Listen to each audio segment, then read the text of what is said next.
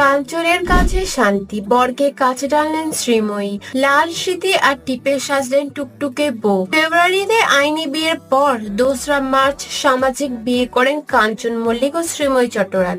সাজুগুজু করে বরকে সঙ্গে নিয়ে ছবি তুললেন নতুন বউ। বিয়ের পর থেকে শ্রীময়ী চট্টরাজ আর কাঞ্চন মল্লিককে নিয়ে উত্তেজনার শেষ নেই।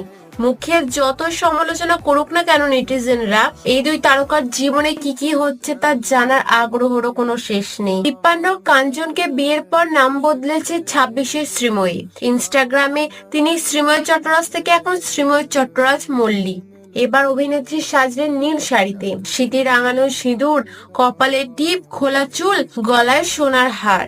অন্যদিকে কাঞ্চন পরেছিলেন নীল জিন্স আর হলুদ রঙের শার্ট, ক্যাপশনে আরেকটি রেড হার্ট। পুজোর সময় ঘুরতে যাওয়ার ইচ্ছে তাদের রয়েছে, কিন্তু দুজনেই এখন ব্যস্ত। আমার ভিডিওটি ভালো লাগলে